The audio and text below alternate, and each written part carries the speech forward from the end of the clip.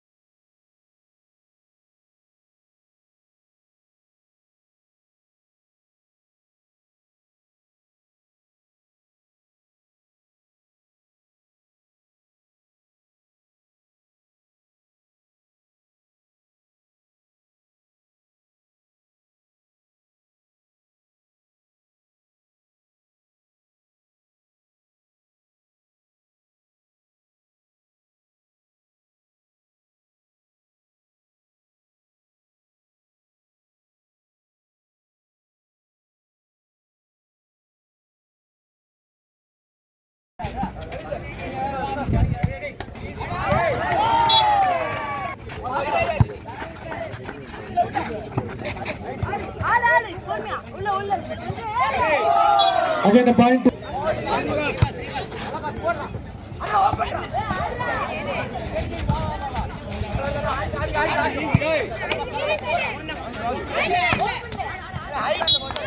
Point to left.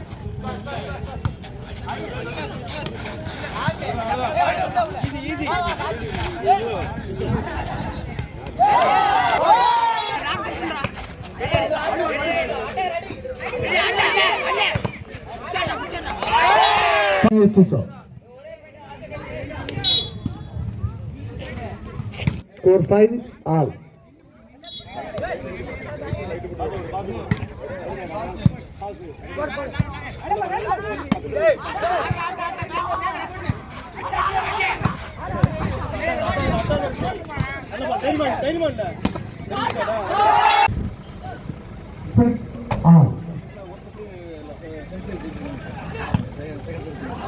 Again a point.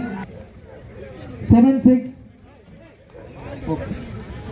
கோவைக்கு எதிரான விழிப்புணர்வு கைப்பற்று போட்டிகளின் இறுதி போட்டி மற்றும் பரிசளிப்பு விழா நிகழ்விற்கு துணை காவல் கண்காணிப்பாளர் அருமைக்குரிய point to Saint Xavier's again 9-6 score 9-6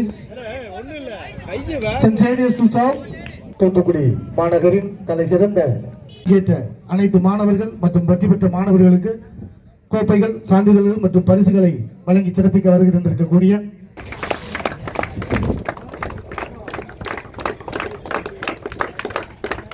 அவர்கள் சிவகுமார் அவர்கள் தற்பொழுது பொன்னாடை அணிவித்து சிறப்பிக்கிறார்கள்.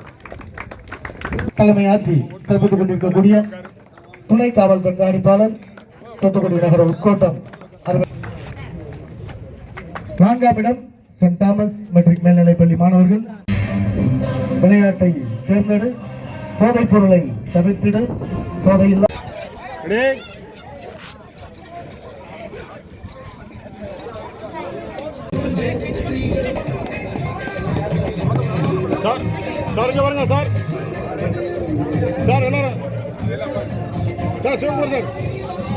பள்ளி மாணவர்களுக்கு தற்பொழுது 2ஆம் இடத்திற்கான கோப்பை, சான்றிதழ்கள் வழங்கி சிறப்பிக்கப்படுகிறது.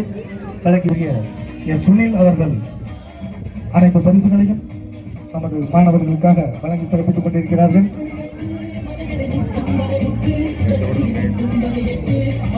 மாலை வணக்கங்கள் சிறப்பாக நடைபெற்றது. இந்த மாபெரும் விழாவானது மாணவர்களுடைய மத்தியில் போதை இல்லாத ஒரு தமிழகம் என்ற ஒரு அடிப்படையில் நேற்று மாலை திட்டமிட்டு நம் அழைப்பேற்றுக்கு வருகின்றிருக்கின்ற மதிப்பிற்கு மரியாதைக்கும் உரிய திருவாளர் சுனை முருகன் அவர்கள், டிராபிக் இன்ஸ்பெக்டர், இந்நேரம் இங்கு வருகை தந்து சிறப்பித்து நம்மை வாழ்த்தி சென்ற